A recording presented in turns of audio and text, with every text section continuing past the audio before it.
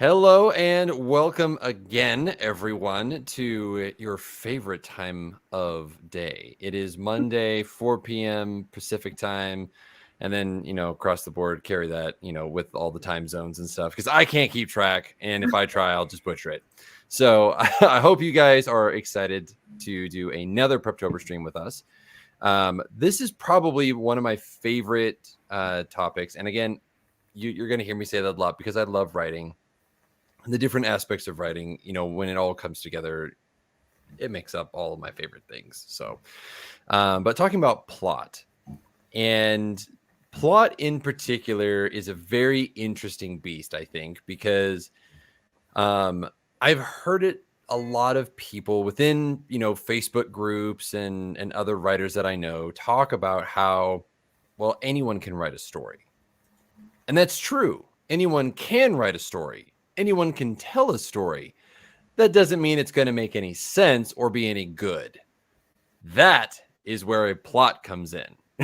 The plot is like an unglazed, or your story is like an unglazed donut. The plot adds chocolate, it adds deliciousness, it adds sprinkles. When you put the sprinkles on top, that is chef's kiss right there. So God, keep in mind, and none of us are responsible for any binging you do on donuts after this video. I'm just going to say, but that was probably one of the best analogies that I created for myself, was thinking of it as a donut, and I was hungry. So, we're going to dive in today and talk about different plot points, how to stay on track with your plot, how the conflict kind of works within the plot, all of these good things. And looking forward to this. So to start off with here, so plot is conflict. Now, for me, when I'm trying to think out my plot structure, it typically comes in waves, and doesn't tend to be cohesive for a good portion of it. oh my God. Which can be incredibly frustrating. While you're trying to, get an entire book kind of nailed down. That being said, you don't have to have all of the details for the plot in order to get it down. You don't have to have that. What you need to have is the overarching idea to sit down and start with. So, and this kind of goes into the outlining, but not quite to that extreme. At least that's not what I've done. Essentially, what I would do is ask myself what, who, when, where, why, and how, when I'm sitting down and I'm trying to really think through the plot process. So one of the ways that I do that is going, okay, well, what is the story supposed to be about? And then I just write down the general idea that I have. And I wish I had because I actually printed out the notes for the City of Snow and Stars and worked through my own worksheet on that. Should have thought about that.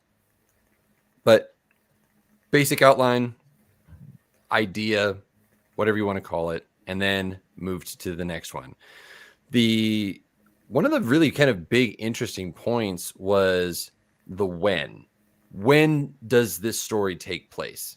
Now, it's set in a fantasy world, so you could be like, in the present? Because it's present for the characters? Right, but also wrong. The way that you should consider looking at your book is when in the world's history, if you're doing fantasy or science fiction, is this story taking place? And are there different elements that can be tweaked and changed depending on that when does it take place? So for instance, if my book took place in the past, then magic would be more abundant, used more continually. It's during the height of the empire, all these different things. In the future, it could be that magic is all but gone and it's hardly used by anybody. And it's harder to find. Whereas in my present time, it's that mix of both. The empire's kind of not a thing. It's in the past. Magic is still used, but not a lot. But it hasn't completely died out yet. So you can see that how that kind of changes the dynamics of the story. And I had to think through what I was going to do with that. So as you guys are thinking about it, take that into consideration. I think it's an important thing that can actually help you a lot figuring out what elements you want to have in your book. If you want a lot of magic, maybe set it and have a younger version of the world. Or if the older version of the world, it's like, okay, well, how has magic matured, through the millennia in your world to get to the point where it's at now? The conflict that is wrapped up in that, you have to think about, how does it change? If I had placed my world in the past, then I would have been contending with the whole empire with this story, which would have completely changed the dynamics. And it would have been about, the uprising that happened. And if it was in the future, well, there's really nothing left of the old empire at all. There's a couple of scattered clans, and as far as anybody else knows, they're extinct. But in the present time, I took kind of the combination of the two, where the Arrogate are trying to rebuild their empire, but they're not exactly unified, right? So that is how you can start developing the conflict. The conflict will look different depending on when in the story you actually decide to put your characters, the whole point of the story. One of the other aspects of it is the central conflict is going to drive your plot and the characters. Bind them together, drive them apart, usually both to some degree. I mean, let's be honest. Us authors, we're an angsty bunch. And so we love bringing friendships together and dashing them on the cliffs of despair, much to the dismay of our readers. But as you are beginning to look through the conflict and go, okay, I'll use my book as an example. Trinia is trying to escape from her dad because he's an abusive jerk. She wants to go to the other kingdoms in order to, overthrow him and kill him. Family dynamics are complicated because family dynamics. So doing that is the kind of the central point, the central conflict. Now, all of the characters that she meets along the way, to varying degrees, are bound together by the plot and the conflict that is taking place, because they all have skin in the game in some way or another. Udar's wife was killed by Trinia's dad. Udar wants to kill Trinia's dad. Trinia wants to kill Trinia's dad because he's a jerk. Trinia also wants to save her people because said dad is jerk. Nobody else cares about her people at this point, just her. But when she meets Jaden wants to run. Jaden has life debt. Jaden has to go with her. Jaden does not want to go. And so you see, all of a sudden, everything around this central conflict is either connecting the characters or providing incentive for the characters to join along that is strong enough to motivate them to do what they didn't want to do to begin with. And so you can have a whole bunch of things kind of layered into that. And it can be really, really fun to play with. So keep in mind, as you're going through, as you're writing your characters, as you're building out the plot, you're asking yourself when you're thinking about the types of conflict you're going to have, how does the when impact the conflict? How does it impact the characters? How does it impact the dynamics? Asking yourself questions about your book is actually very, very helpful, particularly when it comes to the plot. Why this specific plot device? Because we all have plot devices. We were talking just before we hopped on the stream about tropes and the pros and cons to using different tropes when it comes to your plot. How can you take those tropes and break the tropes? Because that's always fun to do, because it sets a reader up, and if done well, it subverts their expectation without ticking them off, and it makes them go, oh, I really like that. That is when you know that you've done good. That is what betas are really, really helpful for, is to know when you've done that. So any follow-up thoughts to that, you guys, on plot as conflict? Because I've noticed the last couple ones I just run a monologue, and I want to make sure that if you guys have additional thoughts on plot, like, please jump in before we get into like your stuff. Anybody? I just want to quickly say that I concur with all aforementioned statements. I mean, without like an inciting incident of sorts, that is usually some sort of conflict, whether it be interpersonal or environmental or a combination thereof. So even if there's like some sort of dynamic shift in the world or there's some sort of natural disaster, that is a conflict. That is a change in homeostasis. So really, a conflict could just be anything that destabilizes the current setting of what you expected. Or I guess you could start out with articulating the dynamics of the conflict from the outset, but it's sort of like the evolution of this is not normal.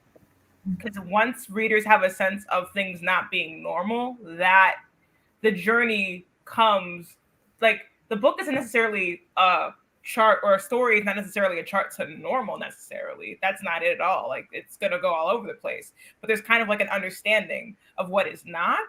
So it'll be a constant fluctuation. So yeah, I disagree. I think that it's very hard to drive a plot and note movement if there isn't that tension of something being destabilized. Yeah, that's a good point. I hadn't thought about like the destabilization of like, hey, everything's normal and now not normal. Mhm. That's a very good point, because like the whole driving emphasis of book one of the City of Snow and Stars is everybody's normal just gets destroyed by this wrecking ball of fate known as Trinia. It's just like everything. I actually wanted to stress how, when you said everybody, that's what really resonates with me, because there has to be a running thread, a central theme. The conflict needs to be a central theme that connects the characters. Because if you don't create that, then you'll have a bunch of characters, bunch of people floundering about, running around, creating subplots, which is hell you can't get out of. If there isn't that one, it could be a person like in your book, Trinia, or a natural disaster, like Kyra pointed out. But it is, I cannot stress this enough, how important it is to create a conflict that connects everything together so that everyone has a stake in it. Yeah. Everybody has a little bit of skin in the game to some degree. Yes. And it can make for more interesting subplots too. True. Emily, any thoughts on plot is conflict? It's, for me, plot is really like the glue of the story. It's what runs the entire thing. You could have characters that are uber interesting, know everything about their backstory, have an incredible world, but if you have no conflict, no plot, then you're just kind of existing in this beautiful bubble of nothing. You don't have a story, you just have a beautiful mental image. Yeah, very, very good point. And actually, I had a reviewer mention that, like, hey, during these portions of the story, like, it slowed way down, and it kind of got more to that.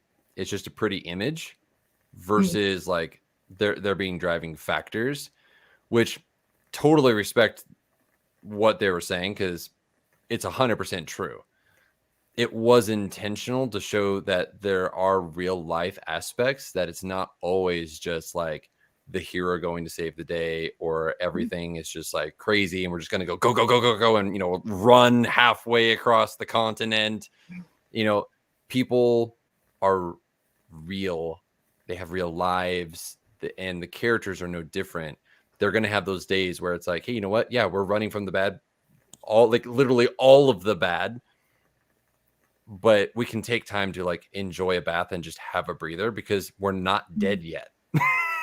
You know, so up until the characters die, anyone can enjoy a good bath. Oh, I love that.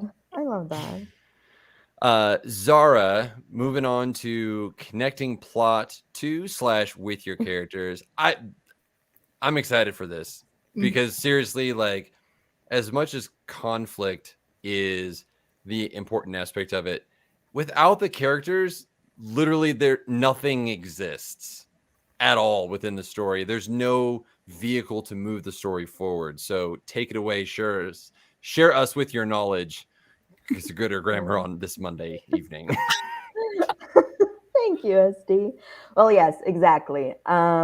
There are characters and plot. There are two very different things, and authors get them mixed up. So essentially, there are 5 elements of storytelling that every tale needs at the core: plot, characters, setting, challenge, and a message.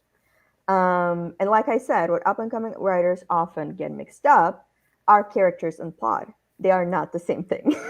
So if you have a character in your book that is there only to serve one purpose and has no emotional connection to any of the main or supporting characters, then it might be potentially a problem. It may come off as strained and unnatural depending on what it is they do in the story. Let's say there's a character in your book that is supposed to betray someone at the end and only appears once or scarcely throughout the book, and it's just a random electrician without any connection to the main characters. It's going to fall flat like a panini bread. So I'm going to give you a few storytelling devices to use instead of monopolizing or manufacturing a character in your book, just because you need them to go there and do this so the plot works. Like, the plot armor ruins the story, if we have learned anything from Game of Thrones final season. So right, let's get to it. So the first one is Chekhov's gun.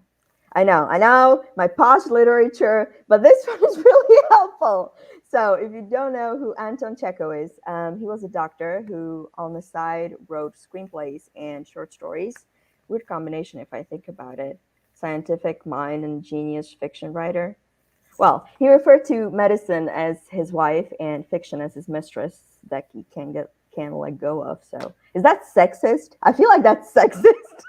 Well, I mean, we can be woke 24/7. There are hours in the day at which we sleep. So let's leave it at that.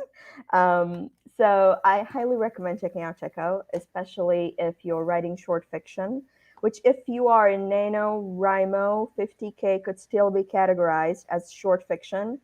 Chekhov revolutionized modern short stories writing. He was actually the first author playwright who said that every element in a scene should be used at some point in the plot. If it's not used, it shouldn't be there. It can be interpreted as foreshadowing, but I say that with a caveat because foreshadowing is something that can happen consistently throughout the story, whereas Chekhov's gun is more like a sign to your readers, a signal that they will later reference to as, oh, so that's what that meant. Like an aha moment, if that makes sense. Using a signal or a sign like that can be powerful and definitely comes up more professional than using a character to do something the story hasn't logically equipped them to do. The second one, my favorite one, is flashbacks. Again, huge preemptive statement. Use this very carefully. And this is a pro tip. Flashbacks are essentially a story within a story. If there is nothing going on plot-wise for the characters, don't use them. They have to frame a story. There needs to be a narrative going on. In film, the flashbacks are actually called framing device because they literally frame a story. Like in Forrest Gump, there is a story going on in Forrest flashbacks, and there is a story going on present day as he's sharing his life with strangers at the bus stop. So basically, if you need to unveil, explain, give depth to your plot, what is life? Add characterization to your characters, explain motivations, reveal a secret, use flashbacks. They're great. Otherwise, stay away from them because if there is no new information in them, they can be deadly to your book. They completely bring the story to a halt. Right. I think that'll be all for that one. Third one. It's called red herring. J.K. Rowling loves this one. Make your readers think that a character is evil, but they turn out to be a cinnamon roll, or vice versa, like Sirius Black. It can be very effective. Tricks the reader, keeps them on their feet. Fourth one, give your readers information. This one I actually stole from the great Alfred Hitchcock himself. In his memoirs, he tells a story about suspension. There is a ticking bomb under the table, but the people sitting around the table and the reader don't know about it. If the bomb goes off, it will provide a momentary shock value. But if you tell your audience, or at least hint at it, if you're not writing in the omniscient narrator, that is, if you tell them that there is a ticking bomb, it creates suspense. Readers are on the edge of their seats as the guests around the table chat, and they don't know that there is a ticking bomb under it, and they're just waiting for it to go off. But the reader knows it, and they're scared for them, emotionally invested. So that's that one. Then the fifth one, which was it I wanted to talk about? Right. And I think that this is SD's favorite, if I remember correctly, and that is cliffhangers. Not to be mistaken for subversion of expectations, though. That's something completely different and shouldn't be even cited as a plot device because it usually destroys your book. So, cliffhangers. It all comes full circle. It was also Checo, by the way, who said that a writer's job is to ask questions, not answer them. It's true, and as artists, we should bring people's attention to an issue rather than declaring a position on it.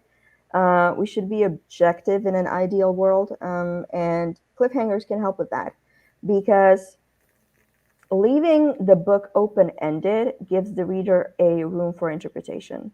If you have a character who, by all human and moral standards, should be punished, but you leave it open-ended, where we don't know whether they get killed or not, you leave a reader with a question. Well, is it okay to take someone's life even if they're a horrible person that did horrible things, or is it not?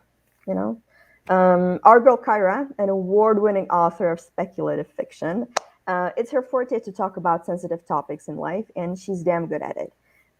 She also loves Hamilton, which, well, we all do. And Hamilton is a great example on how not to declare a position on anything as a writer. Hamilton is a highly character-driven piece of fiction that leaves us with open ending.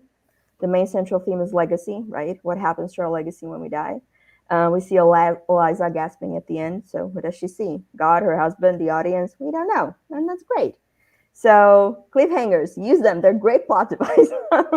I also wanted to share with you two plot devices that, which I think are pretty outdated, and people kind of roll their eyes at them, especially if they're done poorly. And that is Deus Ex Machina and the Death Trap. Deus Ex Machina is Latin for God from the machine, literally, and that's very accurate because when something appears out of nowhere and that thing effectively saves your hero, it feels like a manufactured god. Now, here's the thing. It has merit in some genres, fantasy especially, as you can tell stories about that. But again, when it's done poorly, not even the genre can save it. To reference Game of Thrones again, when Daenerys saves Jon and the rest of them, I don't remember all their names, from White Walkers, how did she get there so fast? Where did she come from? What is going on?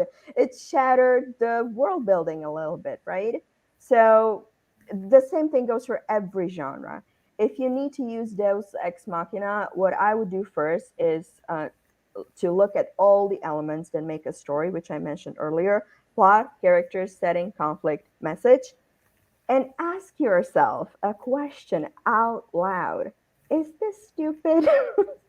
Does this idea make sense for all these elements, or is it going to undo everything that I've set up? If the answer is yes, then don't do it. Not worth it. Better let the hero die and use a cliffhanger or subversion of expectations if you have to, than to have them saved at a pricely cost, which is quality storytelling. Um, I only watched one episode from the Marvel series What If that Kyra also loves very much. The highest rated one, where Doctor Strange loses his heart instead of his hands. And it was an amazing episode. Literal Deus Ex Machina told Doctor Strange that there are consequences to his actions, and he lost. It was heart wrenching, but people appreciated it because guess what? Your audience, they're not idiots. They can still appreciate good storytelling over conventionality. You don't need to dumb down the plot for them. They'll appreciate your trust in them to build a complex plot with characters that suffer the consequences. And the other one, which was the Death Trap, right? So it's the one where the villain ties a hero to the train tracks, thus giving him time to escape. So if you can avoid it, avoid it. For the villain to go about killing the hero in the most inconvenient way possible for him, I'd say, if nothing else, it's really outdated. It doesn't really resonate with readers anymore because it's been used so many times. It's basically in every book, movie, any fiction media that you can imagine. And it rarely works unless you can come up with a way for the villain to hold back. Like if they have an emotional connection to the hero and they're hesitant in their revenge or whatever it is, that can work. It not only removes the stupidity of a death trap, but also deepens the characterization for the villain. And as we discussed last week, it's not the worst idea in your arsenal to make a villain more morally ambiguous. So yeah, that's my take on it. Hope this helps. Yeah, all fantastic bits of and bits and pieces of information. I mean, yeah, my favorite is cliffhangers. And guys, like when you're writing cliffhangers, there's a difference between a major cliffhanger and a mini cliffhanger. And I see far too many newer authors, especially, just go full YOLO on the major cliffhangers.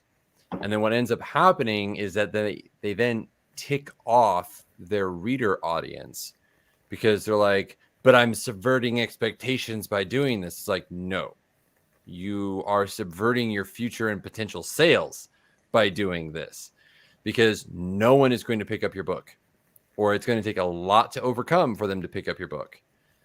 At the end of my book, I leave off with a cliffhanger. But for all the other characters, you know exactly where they're at. The plot for book one is complete. They did the thing. The thing is now done. You know that it's about to go down for real in the next one. But that's the cliffhanger, is that you know worse is to come. That's it. That's all you know. But you're not going, well, did they do the thing? Like, what happened? Like, I actually had a couple of readers be like, it should have ended here. I'm like, I disagree. Too much happening for it to just end, because it would have just ended and it wouldn't have felt right. So you have to think of your major cliffhangers as everything that you've built up for book one, the plot should be done at the end of book one.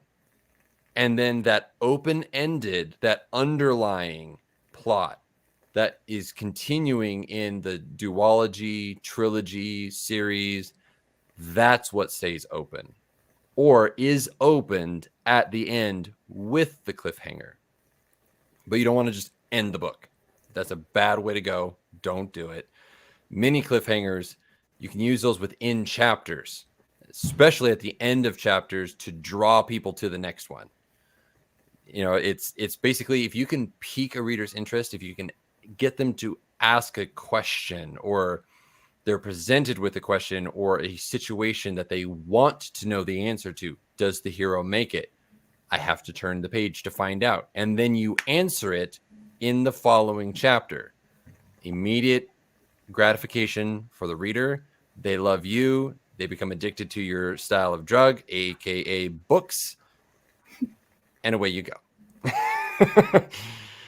All right, so next we have Kyra up here to discuss how to keep the plot interesting when writing a character-driven book. This is, Yes, I say this is my favorite topic for everything, but literally everything writing related is my favorite topic. So take it away, Kyra.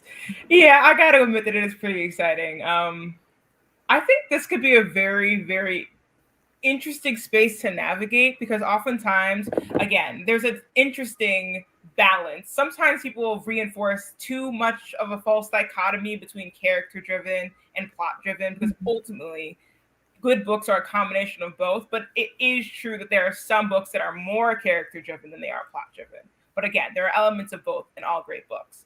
With that said, oftentimes in books that tend to be more character driven, sometimes it's very easy to slip into the space of getting too obsessed with the main character's interiority, or like the narrator being so hyper fixated on the character's emotional state that there isn't like a sense of reaction in the broader context of the world of the story itself.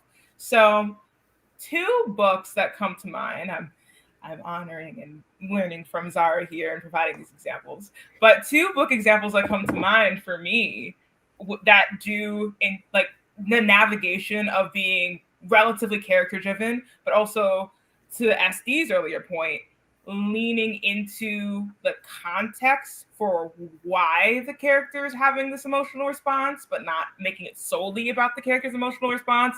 The first one would have to be The Old Man and the Sea by Ernest Hemingway. I don't know why I loved this book so much when I read it for the first time when I was like 12 or something. I don't know. I really liked it. Like all my friends were like, this book is so boring. He's just catching a marlin. Like he's not doing anything at all. I'm like, leave Santiago alone, okay? He's working through some stuff. I was just very captivated by how like not only is Santiago like working through like the consideration and the deterioration of his own body, his own mental faculties, and how he has to, and his physical tussle literally with the marlin and then with the sea itself.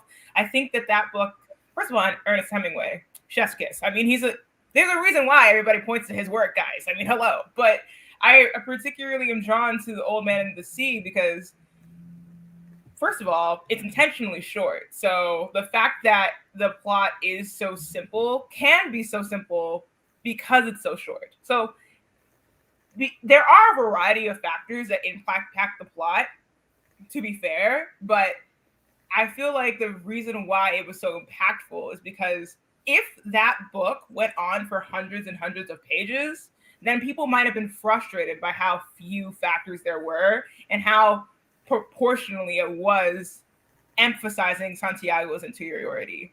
But I think that if you are going to go with a more character-driven plot and it isn't as dependent on environmental factors, short and sweet, y'all. Short and sweet. So yeah, I really love The Old Man and the Sea. I don't know if you guys can tell.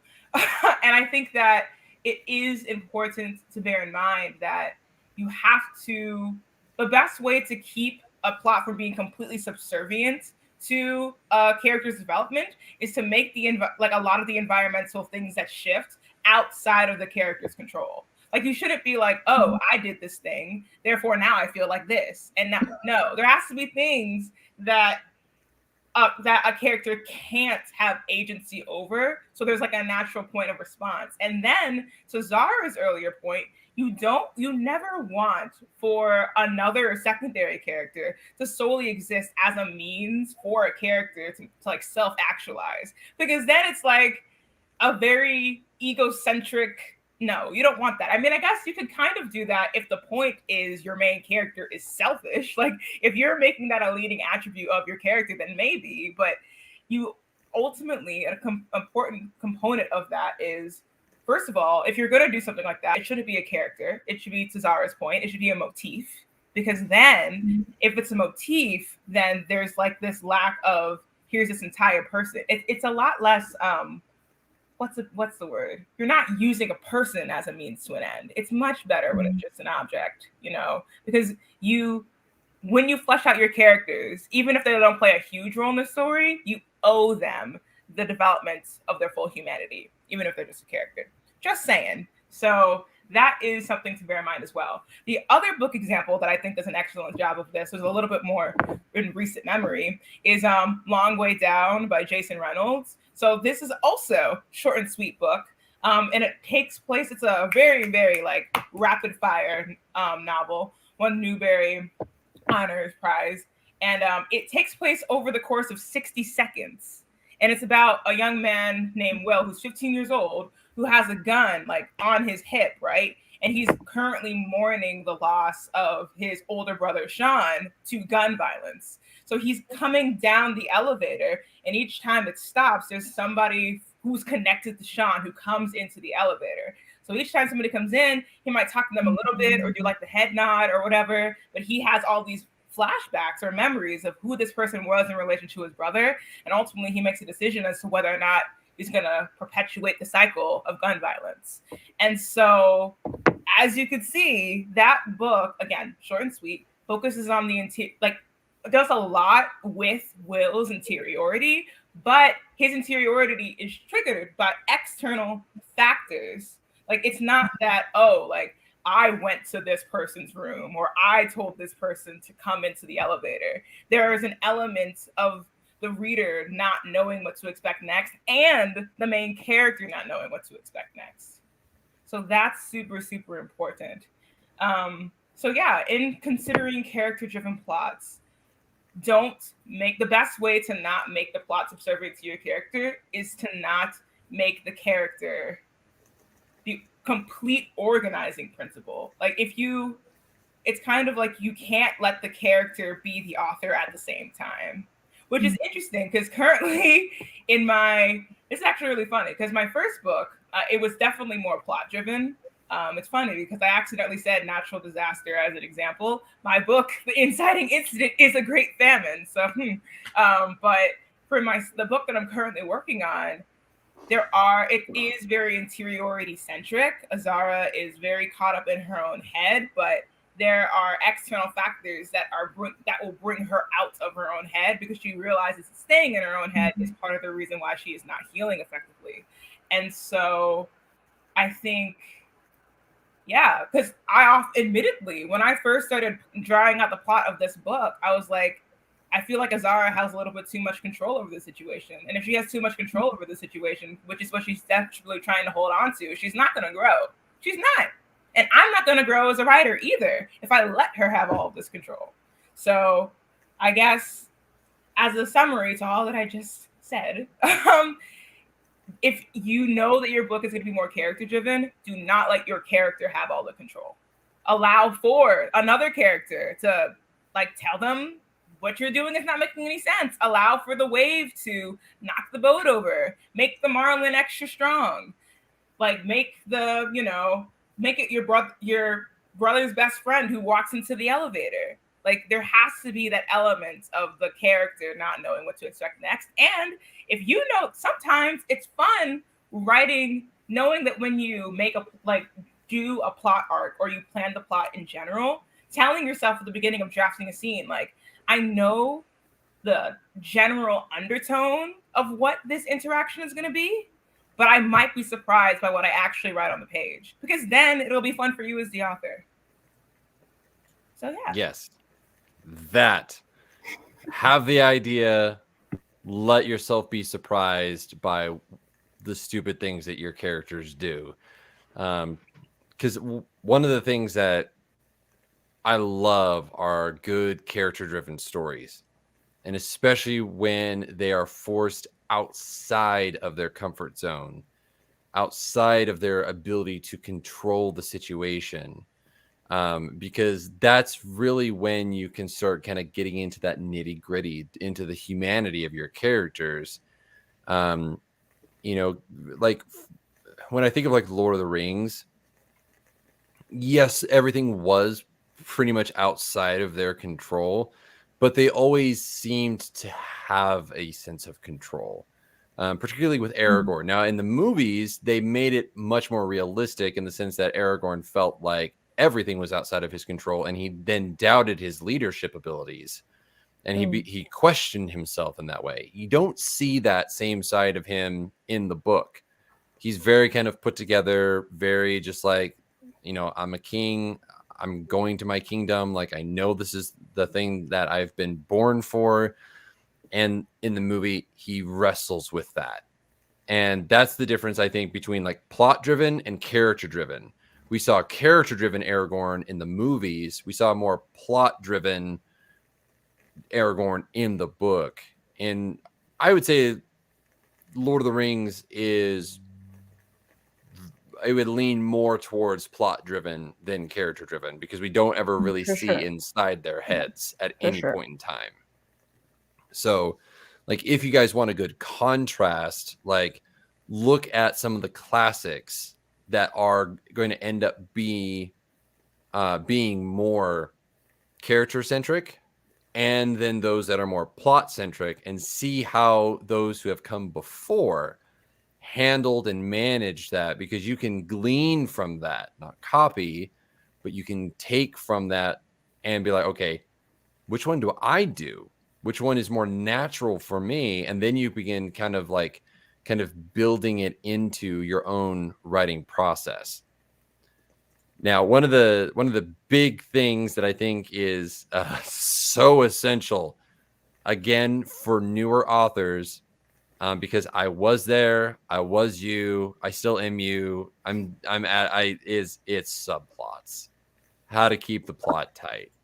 I'm having to do this with my short story, and wow, that is a bear. So, Emily, give us your wisdom on how to not do all of the things at once and to keep things concise, to the point, and impactful. Yeah. Well, this is actually a perfect segue from what we were just talking about. But as writers, what we do is wander down rabbit trails. But there's definitely a difference between leaning into something that feels natural to a story versus like aimlessly wandering within the plot. Every scene, every character within it, everything that happens down to like your word choice needs to be intentional and needs to advance the plot in some way. And if it doesn't, you got to get rid of it, because in the end, it's only going to hurt you. You want to have subplots in your story. It's what makes a good story. It's what rounds out a narrative. But you don't want those subplots to distract from the overall plot by focusing so much on those subplots, especially if it's a subplot that does not pertain at all to that overarching narrative you're trying to drive. That doesn't necessarily mean that your book or your novel, your narrative should have like a straight line from A to B. Most don't. But when the reader is done, they need to be able to look back through the story and clearly see the path that you took them to get to the end.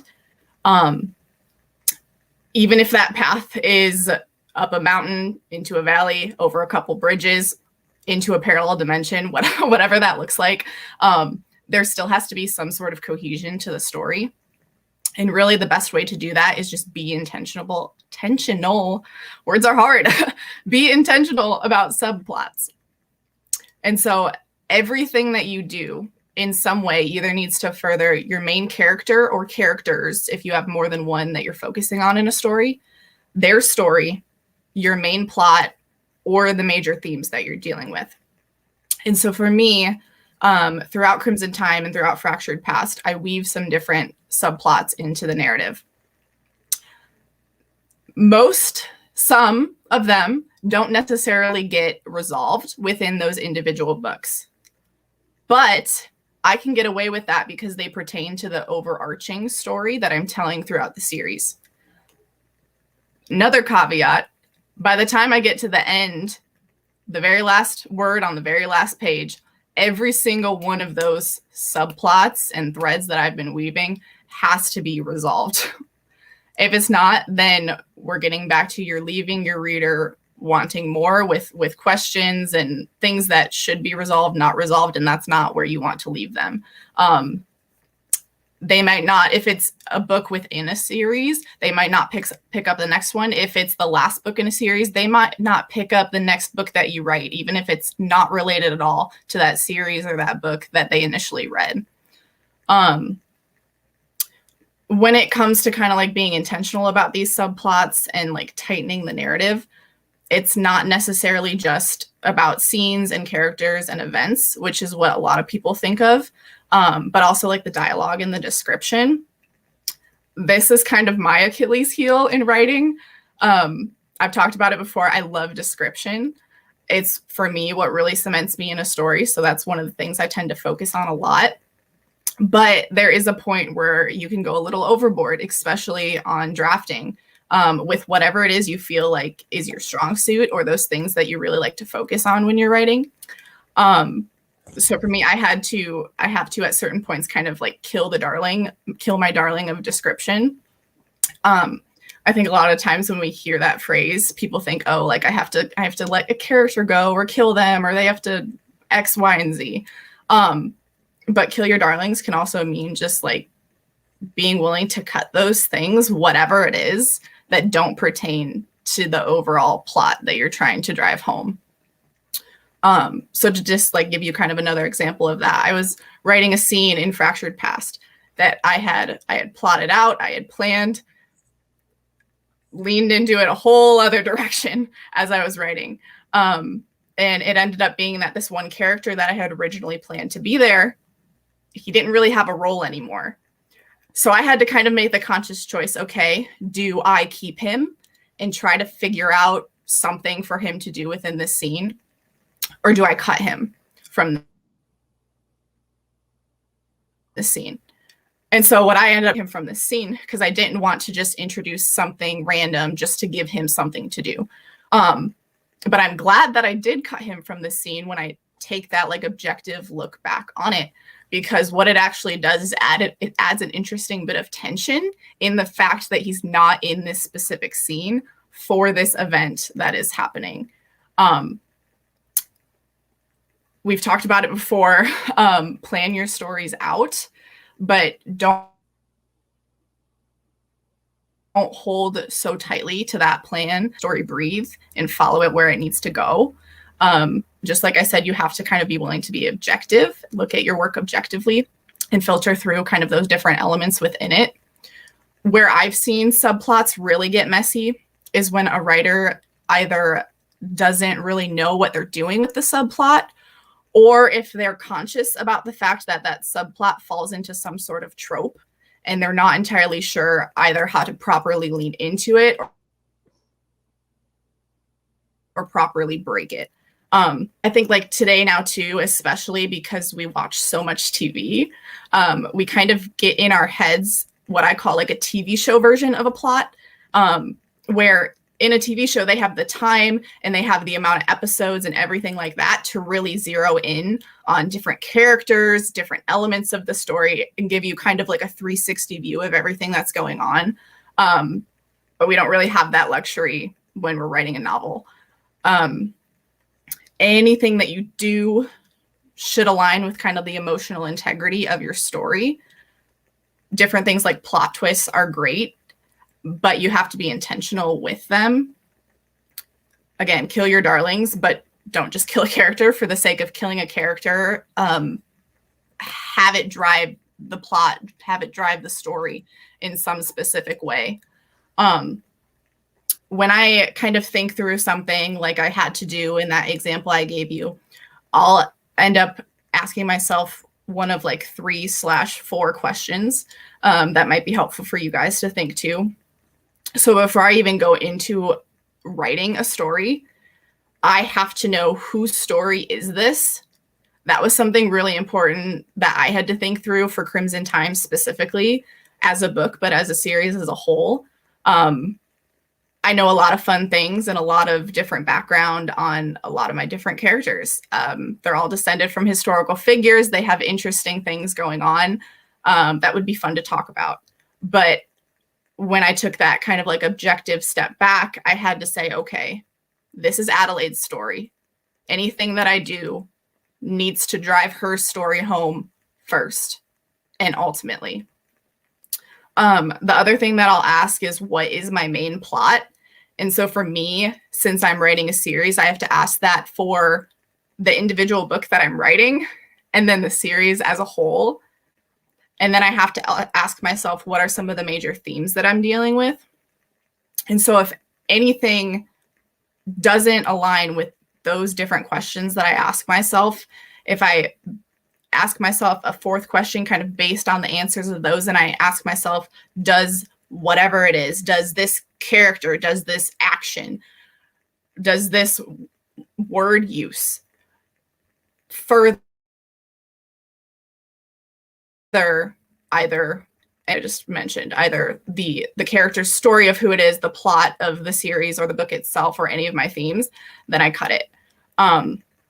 You have to be willing to cut these things that don't align with your narrative.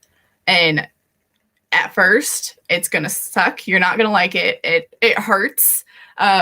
We use the word kill your darlings because killing is not fun. But in the end, oh man, Stephen. But in the end, really doing these things makes your narrative stronger. It tightens everything and ends up helping you create a better book in the long run. Yeah, that's super, super good, because particularly with the subplots and how difficult it can be at times to maintain all of them, particularly if you have multiple. And I think that, and I'm going to mention this as a like more advanced author suggestion, so newer authors, I wouldn't necessarily try this, is that some subplots, if done well, can remain open as a potential for a spin-off. If done well, being the caveat to that. If not done well, you end up with everything that Emily just described, and don't do that. So, like, it's a very interesting thing within, you know, the plot and subplot structure of looking at and asking yourself those questions. How does this all fit together? Because you have to look at the bigger picture. One of the best ways that I can encourage guys out there watching this is think of, if you're doing a series, okay, let's say I have 12 books planned for this overall fantasy series. Zara is but they're broken up into they're broken up into trilogies. So I have to look at the 12 book series arc, each trilogy arc, each book arc, each chapter arc. That's how I do it, because it all plays together in that larger jigsaw puzzle.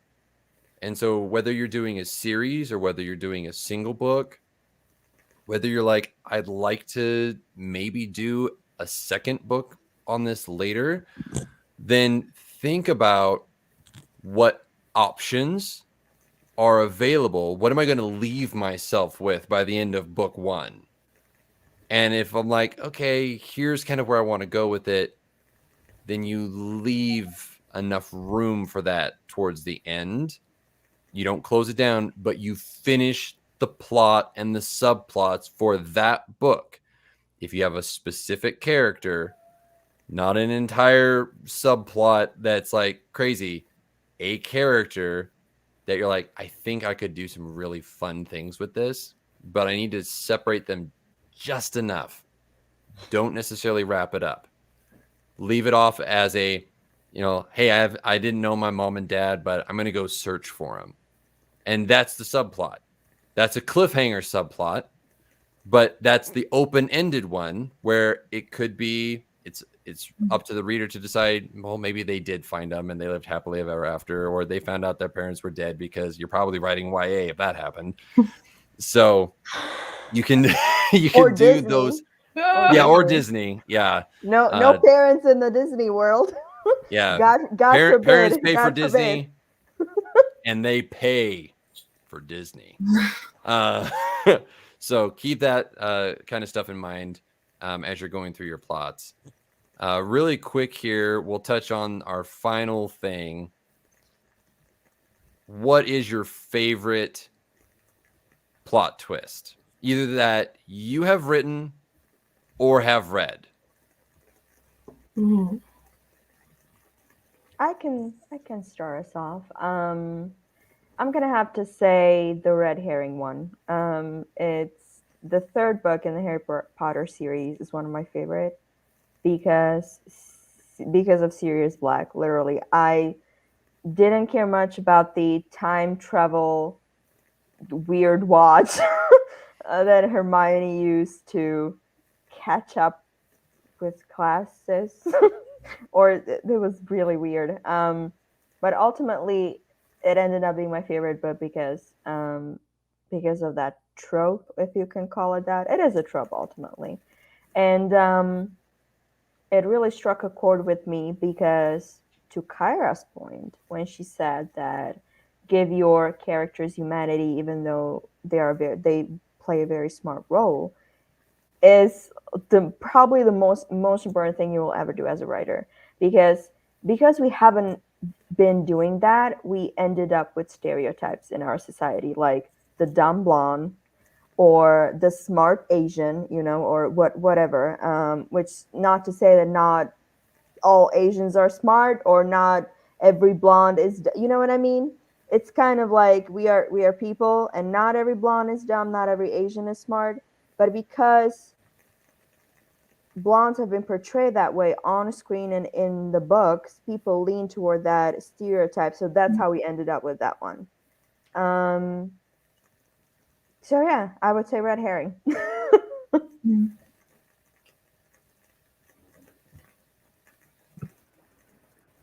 don't really know how to describe this. I mean, maybe it's kind of like God in the Machine, sort of.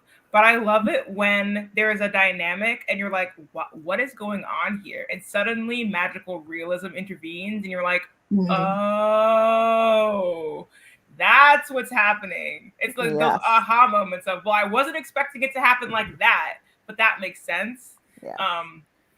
It would be kind of, I don't want to like do a spoiler for my first book, Louis in the Day, but there was a scene that I was writing because the book sort of explores like the dynamics between the we and the they. And one of the main characters, Zenith, has a conversation with another character, Tabitha. And then Zenith sees something in Tabitha that explains why the they are behaving the way they do. And when I wrote that scene, I was like, what? Like, even I wasn't expecting that to happen. I was like, wait a minute.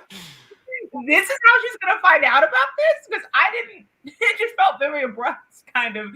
And then I went back and like foreshadowed some stuff that I had to like reshoot. Like, but that goes to, I think my favorite kind of twist is when like magical realism comes in to explain something that has already been made clear through the pre-existing dynamics. Like to Zara's earlier point, like it doesn't make sense for something to just sort of come out of nowhere because it doesn't pick up on any of the pre-existing dynamics. If something strange and unsettling is going to happen, or speculative, or Twilight Zone-esque is going to happen, there has to be the pre-existing conditions for it to be like, oh, like that's why he's an alien, or oh, like he's from another planet, or like one of my favorite Twilight Zone episodes is To Serve Man.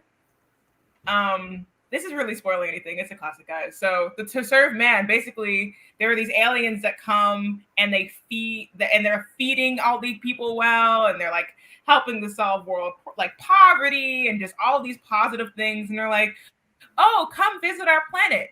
Well, To Serve Man is a recipe book. So that's why they're like cultivating all of these like, so that just sort of goes to show like that isn't necessarily magical realism, but that's sort of like the oh, nobody was expecting that exactly. Like that's the plot twist where something, the pre-existing condition of the dynamics of like, why are they like this? Oh. So the Chekhov's gun, basically. Yeah, exactly. Chekhov's gun. I love Chekhov's gun. That I especially like it when it's utilized in the play context. Or is that Alexander's? Is that a different gun? Is that also? No, Anton Chekhov's gun. Yes, yeah, you are correct. Yeah, very cool. So mine is like a specific example that comes to mind, and I'm going to try to answer the question without spoiling anything if you want to read these and have not. Now we're in trouble. But the one that came to mind is Little Emily loved love triangles and that trope and reading books that played with that. I think I read myself out of love triangles at this point. And so I don't really enjoy the trope as much, but the one that comes to mind is I love The Infernal Devices by Cassandra Clare. And she takes that love triangle trope and just spins it on its head in a way that, like, I did not. She makes you fall in love with both of these guys. They're so different, but they're best friends and they're incredible. And you like really don't know who to root for because you love them equally. But the way that she ends up doing it when you get to the end is just so interesting. And I'm usually like decently good at predicting how things are going to go with books, but did not see it coming. Did not see what she did coming. I think for me, I love writing plot twists. Like those are it's one of the most favoriteest things of writing that I get to do, because I then watch the Chernobyl meltdown of people's brains as they read it, and they're just like, why would you do this? I'm like, for this exact reaction, actually. This is your tribute to me. That's one of my favorites. And like when I was halfway through revisions of The City of Snow and Stars, I knew in The City of Stone and Sorrow what my plot twist was going to be. I was just like, oh my gosh, like this blew my mind. And for those betas and alphas who have read the draft 1 chapters, they've all just been like, WTH, why? I'm like, again, for this reaction right here, thank you for your contribution. So writing plot twist, but I also really, really, really love someone who foreshadows the plot twist and I can figure it out, because it is so rewarding when I get that to that moment. I'm just like, exactly. Yes, because it's just, I don't know, it's different. I don't mean this in a mean way, but there are very few books that actually genuinely surprise me with plot twists, because they're usually not done well. It's usually just like, surprise, and like, what? And I'm genuinely confused at that point. And then when I've asked, they're like, yeah, that part right there. I'm like, no, that's not how words work. It's just not it. So I do really enjoy those authors who you can tell that they were very intentional, very purposeful about how they built it. And to your point, Kyra, that when it's revealed, and if it is that genuine surprise, it's that immediate, that's what that meant. That is what they were talking about at that moment in time. Oh, so good. Like those are my favorite kinds. Those are the ones where you are just like, I'm gonna reread that because I have to. It was so much fun. So yeah, so good. Guys, we've come to the end of the question time, but I wanted to fill you in on what is coming up. So we have this coming Thursday our coaching panel, and we're going to be talking about the 4 C's of world building and providing you with some pretty fantastic world building tips. Because if there's anything that I love more than all of the other things and is my favorite of favoritists, it is world building. Love world building. And it is usually done poorly. And so we want to change that for you. We want to give you the 4 C's of world building that are going to help you remember and to be able to work through, how do I do this? Every single time, no matter whether you're doing fantasy or science fiction, even with thrillers or things like that, world building still plays a very, very key role in the believability of your world, because you have to follow the rules that you set in place. Because, and here's the thing, this is what changed it for me, is that it's a unspoken promise to your readers of what they can come to expect from your book. And you do not want to break that promise. So we're going to be going over that on next Monday at this point is going to be the final Preptober live stream, where we're going to be kind of consolidating everything that we've talked about and be like, hey, guess what? Nano's starting. So you now need to get everything ready. Get it all ready to go.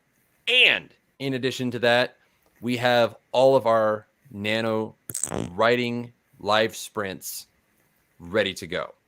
They're up on the channel. So if you want to make sure that you do not miss it, the links to those videos are going to be not only up in the cards, which will be on the top right hand corner, they will also pop up on the end screen. So make sure you go to those and set your reminder so that way you can join us. We're going to be doing live writing sprints with you guys, writing all of the words that we possibly can, and give you some general tips and advice for surviving Nano, because it is a bloodbath and fairly brutal. So we're going to help you with that.